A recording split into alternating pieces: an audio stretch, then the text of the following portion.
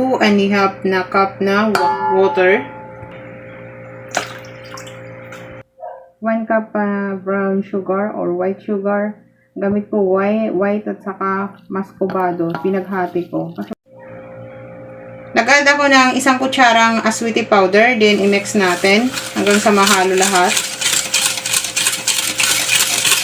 Haluin lang natin to lahat. Pagkatapos nito ay ating isasala kasi hindi lahat na lusaw yung powder na aswiti. Gagamit ako ng kalahating cup. Ito ay kalahating cup. At saka 1/4 na cassava starch powder. 1/4 na dilaw. Wala kasi akong cup ng 3/4. Continuous natin yan. Bale, gumamit ako ng 3/4 cassava cornstarch. Yan ang ginamit ko. Then, hahaluin lang natin to lahat para mag-combine lahat ng ingredients na ating nilagay. Pag nahalo to lahat, aking na yung sasalain. Sasalain yung mga buo-buo. Kita ko ng 1 kutsarang lying water. Ayan. Then, hahalo lang natin para mag-combine lahat ng ingredients dito. Ngayon, gagamit ako ng molde, na puto molde, tapos lalagyan ko lang ng margarine yung kanyang moldihan para hindi siya dumikit. Before natin ilagay sa puto molde, atin ngayon i-halo muna. Then, gagamit ako ng itong takalan na to ay 1/4. Hindi natin pupunuin. Mga half lang. Ganyan. Yan, lalagyan lang kasi yung ibabaw niya is puto ingredients. Ito, tapos steam na natin ng 5 minutes bago natin salangan ng ibabaw ng puto ingredients. Minutes. Takpan natin yung may tela yung ibabaw ng takip para ma-absorb niya yung tubig na ilalabas ng takip. 1 cup na flour. Sasalain natin.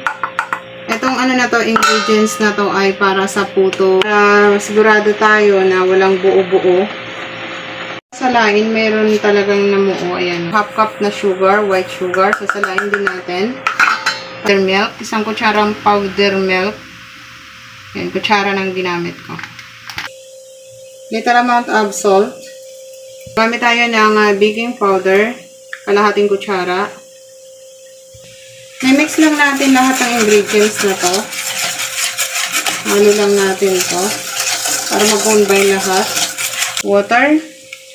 Ang gamit ko, 1 kalahating ganito. Tapos, 1/4 na yung dilaw. Bali, 3/4 lahat ng tubig. So, gagamit ako ng cooking oil na kalahating kutsara. Kalahating kutsara.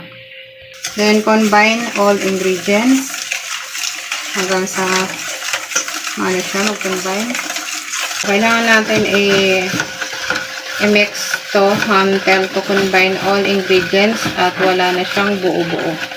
Tapos, pagkatapos natin i-halo, i-rest natin to ng 15 minutes. So, ayan, okay na siya. Wala na siyang buo-buo. I-rest na 15 minutes natin i-rest. It's okay na. Ilalagay na natin doon sa kutsinta. Yung naka 5 minutes na, ilalagay na natin yung puto ingredients sa ibabaw.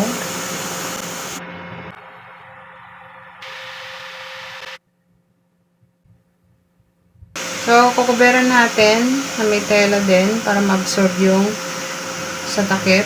Ngayon, mag-a-add tayo ng 15 minutes para continuous na maluto yung ating puto kutsinta.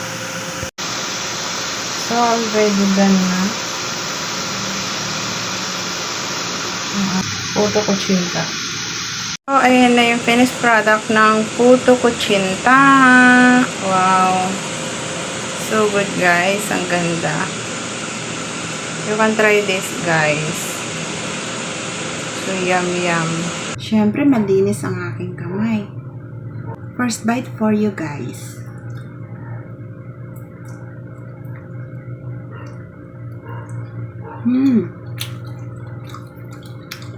Perfect. The texture of kutsinta and puto The puto is fluffy.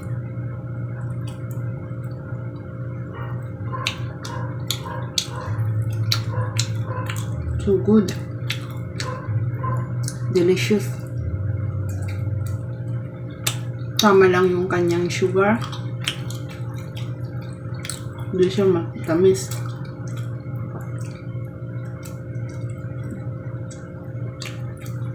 Yummy. You can try this, guys.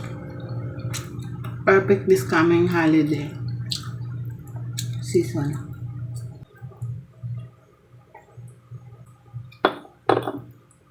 Bye guys. Thank you for watching. Love you all.